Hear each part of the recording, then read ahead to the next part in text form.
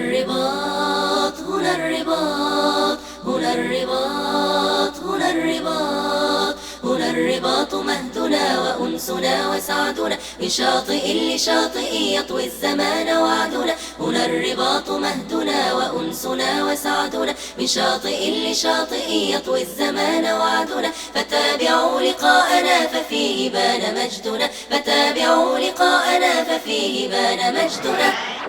أيها الأحباب والأصدقاء، تحية حب ووفاء، تحية أنس وصفاء نهديها إليكم في أحلى لقاء. مرحبا بكم في رحلة جديدة من برنامجكم المحبوب هنا الرباط. هنا الرباط، هنا الرباط. رحلتنا شيقة وممتعة، تحمل الجميل والمفيد، فهيا بنا معا نبدأ الرحلة. في مدن المغرب الأقصى كم يغري بالزيارة والتجول والتقاط الصور الجميلة، طبيعة خلابة ومآثر عمرانية ناطقة بالحضارة، وأناس كرماء يحلو معهم الأنس والحديث. عند التقاء الأفق الأزرق بالرمال والصخور الآجورية، وبين أحضان الزيتون السخي والنخيل الشامخ، تستريح المدينة الجميلة ورزازات. تقع ورزازات في جنوب المغرب، وفي موقع التقاء وادي درعة بوادي داد، وتجمع بين انحدار الجبال وشساعة الصحراء، ولذلك تلقب بباب الصحراء. بنيت مدينة ورزازات عام 1928 ميلادية، وأخذت تجمع بين الطابع المحلي الأصيل والطابع العصري المتطور المنفتح.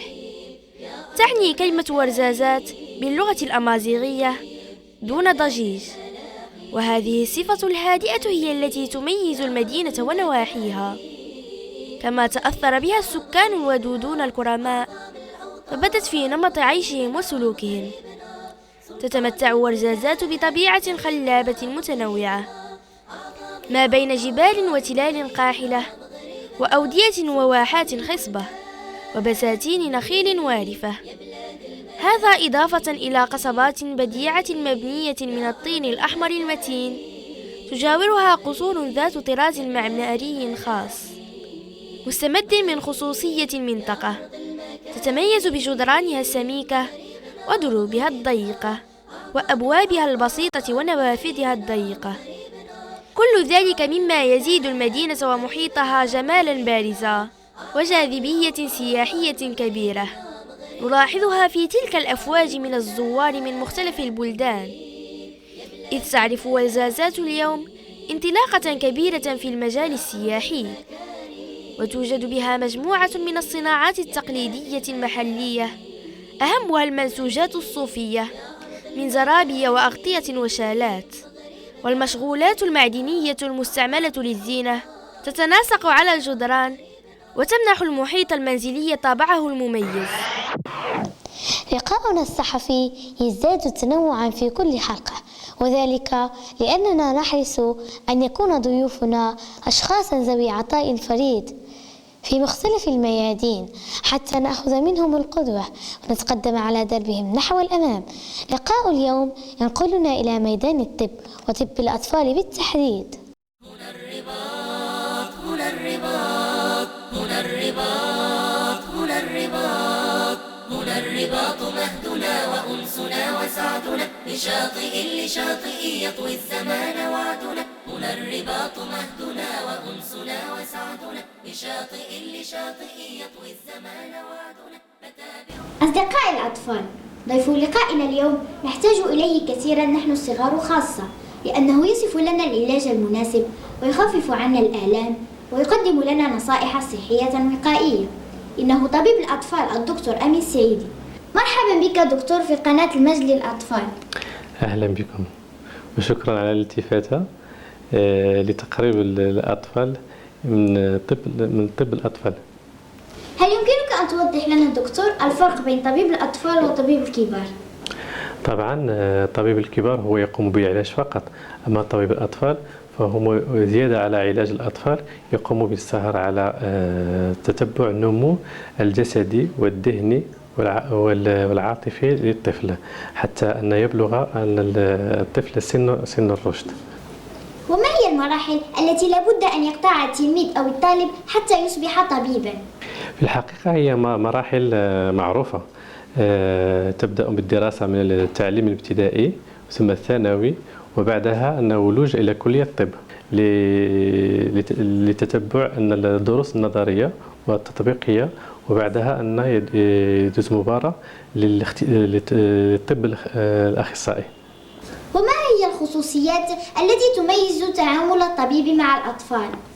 الخصوصيات هي كثيرة حقا، فهي خصوصية واسعة التحمل، واسع قوة الإدراك، وكذلك قوة التعامل مع الطفل. أن الطفل تعامل معه يعني تعامل خاص ليس كالكبار. ما هي الأشياء التي يجب على الأطفال أن يتجنبوها من حيث التغذية واللباس والنظافة؟ من حيث النظافة يجب الأطفال أن يغسلوا دائما أسنانهم، هذه هي الأولى، والثانية ثم أن غسل اليدين، وكذلك أن يكون اللباس نظيف. من الناحية التغذية هو تجنب السكريات وبعد الدهنيات الكثيرة والمأكولات الخفيفة السريعة التي نعرفها حاليا. من ناحية اللباس هو أن يكون لباس خفيف من القطن وكذلك من القماش كالخيط مثلا. كلمة أخيرة دكتور تقدمها لمشاهدينا الصغار في قناة المجد للأطفال. هو كلمة أخيرة هو أن نطلب من الأطفال أن لا يتخوفوا من الأطباء، وأطلب منهم أن الدراسة والمثابرة والكفاح وقليل من الشغف. هنا الرباط هنا الرباط هنا الرباط هنا الرباط مهدنا وأنسنا وسعدنا لشاطئ لشاطئ. هل تخيلتم عالما بلا ألوان؟ هل تخيلتم حياة بلا أخلاق؟ هل تخيلتم تنشيطا بلا بهلوان؟ فقرتنا الآتية تقدم عالما ملونا بهيجا يرسمه البهلوان المحبوب ليرشدنا إلى خلق حميد. نوردي، أين أنت يا نوردي؟ أين يذهب هذا؟ نوردي، أنا هنا. ماذا تريد يا جيمو؟ أين تذهب؟ أنا هنا. لا أريد منك شيئا، كل ما في الأمر أنني أحببت أن أترك عندك هذه الأمانة. طب هاتها. لا تتعجل يا نوردي، سأترك عندك هذه الأمانة وسأذهب لقضاء حاجة ما ثم أعود، لكن احذر أن تفتحها أو ترى ما بداخلها. لا لا لا لا, لا تخف يا جيمو، إني أمين جدا. لا تتسرع يا نوردي، دعني أكمل. أكمل. قال رسول الله صلى الله عليه وسلم: الأمانة إلى الأمانة إلى وكما قلت لك إياك حذاري أن تفتحها أو ترى ما بداخلها، فهمت؟ هاتها. جيمو، لكن بشرط لا تتأخر عني. أتدري شيئا؟ نعم. أنت غير مضمون. سأتركها هنا في هذا الجيب هنا؟ لكن إياك ثم إياك أن تقترب إليه. لا وأنا نقترب. سأعود في الحال. لقد ذهب جيمو وتركني وحدي مع هذا الشيء الذي يقال عنه أمانة. أتوجد أمانة بهذا الشكل؟ ما هذا الهراء؟ ربما كان بها شيء يؤكل وأراد جيمو أن ينفرد به لوحده. هل أنظر ما بداخلها؟ هل أنظر ما بداخلها؟ طيب. كما كنت أتوقع، إنه شيء يؤكل. لقد أراده جيمو لوحده. سآكلها، لن أترك لك شيئا يا جيمو.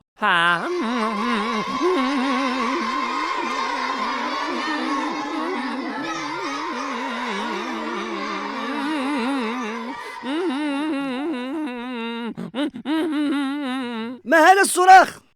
ما هذه الضوضاء يا نوردي؟ إنه ليس صراخا، إنها مأكولات لذيذة. ماذا فعل نوردي؟ أكل. طيب سأرى بنفسي. نوردي، نعم. تعال إلى هنا. أنا هنا. أين هي الأمانة التي سرقتها عندك؟ أنت أعطيتني أمانة في يدي. أنت على صواب، لقد تركتها هنا. لا لا لا لا يا جيمو، إنها هنا. لقد عدت أنسى هذه الأيام. ولماذا تنسى؟ واجب عليك أن تدور من الخلف لتجدها هنا. لماذا دفعتني؟ إنها هنا. أنت تسخر مني يا نوردي. لا لا لا لا. أين هي الأمانة التي سرقتها عندك؟ لا لا لا لا، مسخر منك. ها هي. ماذا؟ لقد كانت كبيرة. أعزائي الأطفال، هل تركتها عنده بهذا الحجم؟ ماذا؟ أكلها؟ إذا فعلتها يا نوردي. أنت الذي فعلتها، إنها ليست أمانة، إنها شيء يؤكل. لكن كان يحق بك أن لا ترى بداخلها أو تفتحها. هذه تعتبر خيانة عز الأطفال، أليس كذلك؟ جيمو، بطني تؤلمني.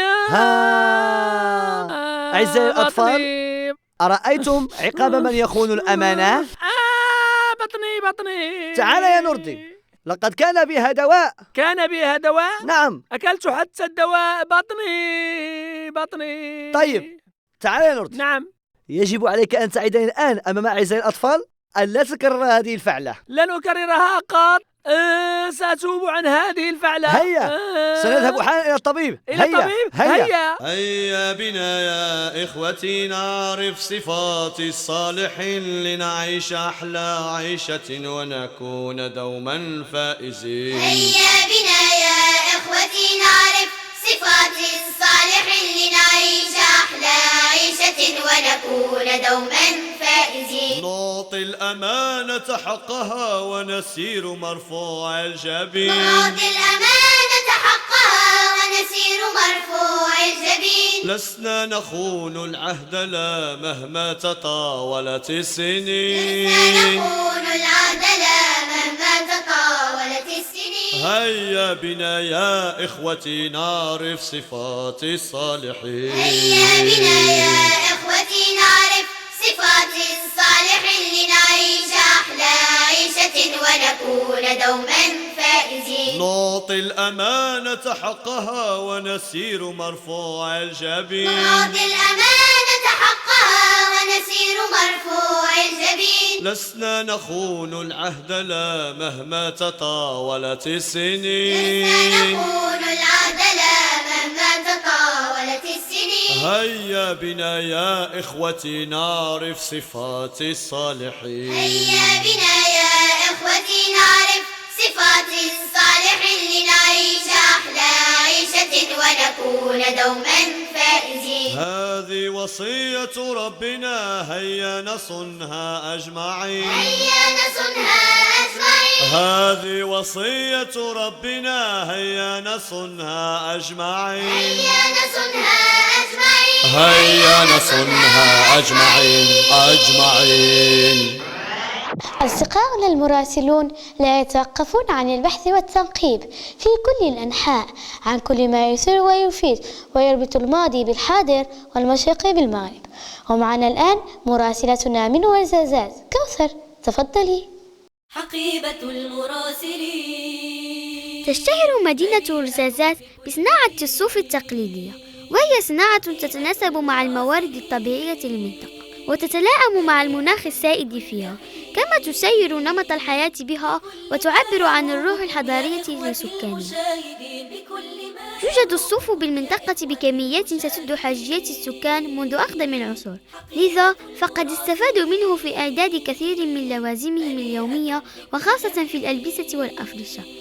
يمر الصوف بمراحل أساسية حتى يتحول إلى شكل فني أو عملي جاهز للاستعمال، وهكذا فبعد جزه ينظف الصوف من الشوائب ثم يغسل وينفش أو يمشط كي يتم تحويله إلى خيوط جاهزة للاشتغال، ويتم استخدام المنسج أو النول التقليدي في غزله ونشره قصد تهيئه للمرحلة التالية، وهي عملية تعتمد على حركة الأيدي والأرجل بدرجة أساسية، في كل حين. وتكون مهارة الصانع وقدرته على التنسيق بين الخيوط المختلفة هي الحاسمة في إنجازها.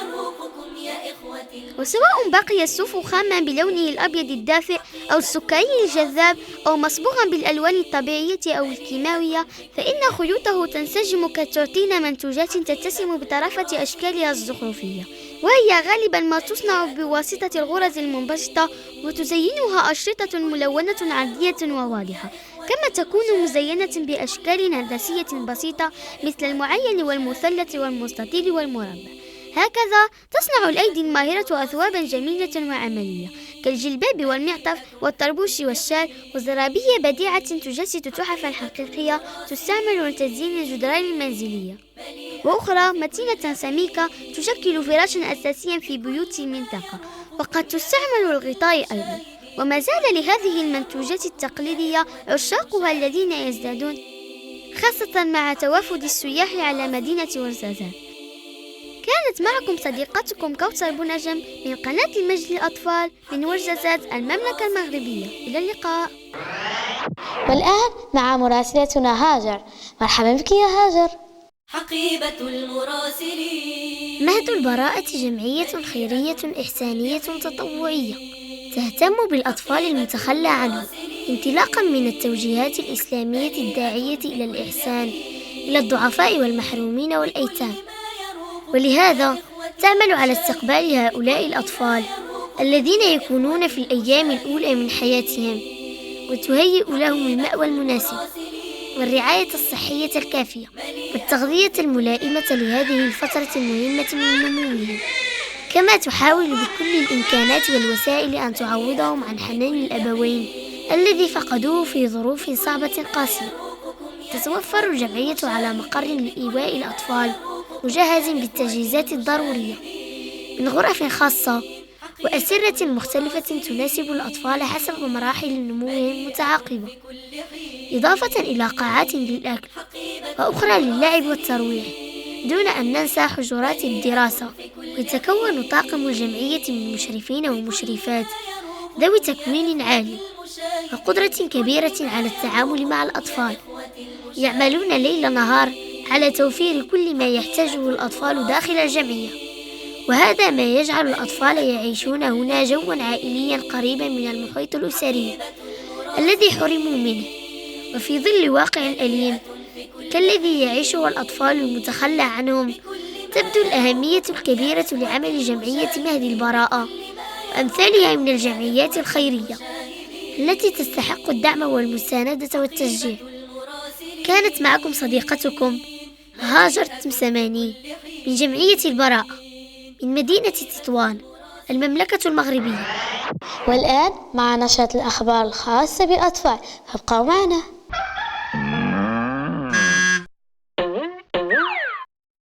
ما زال هواة الحاسوب يتزايدون في كل أنحاء العالم ويتصرفون مع حواسبهم بطرق غريبة تثير الدهشة والضحك أحيانا. فهذا الرجل الأسترالي اتخذ الحاسوب الشخصي صديقا دائما له يرافقه أينما حل وارتحل، ولهذا ابتكر حاملا جديدا يمكنه من استعماله وهو يتنقل سيرا على الأقدام.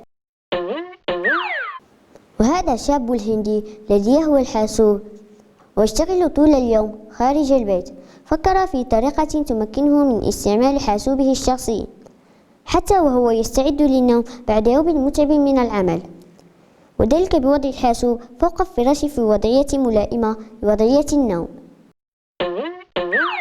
وهذه السيدة الإسبانية التي من هواة الحاسوب صنعت لأولادها حلوى من البسكويت والشوكولاتة على شكل لوحة المفاتيح، وبالطبع سيكون التعامل معه بمضغ الأسنان لا بنقر الأصابع. أما صاحب هذا المكتب المبحثري فهو شخص غارق في عمله في ميدان المعلوميات إلى درجة جعل فيها مكتب حاسوبه الشخصي مطعما صالحا لكل الوجبات. والعجب أن يستدعينا في يوم من الأيام لتناول وجبة العشاء في مطعمه الرقمي. غير أن المثير حقا أن يصل التعلق بالحاسوب إلى درجة تفضيله على كل الأنشطة الترفيهية، وهذا ما حدث مع الطفل البريطاني الذي يرفض مرافقة أسرته لقضاء عطلة الصيف على شاطئ البحر الرائع.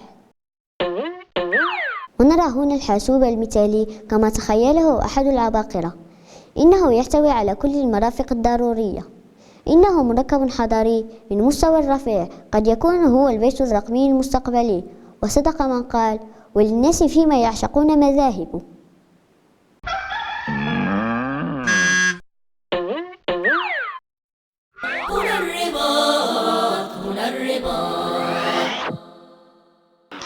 رحلتنا الحالية انتهت، وصلنا إلى محطة الاستراحة. لن تطول بإذن الله، ويبقى شوقنا كبيرا إلى اللقاء القادم. وإلى ذلكم الحين أستودعكم الله، والسلام عليكم ورحمة الله وبركاته.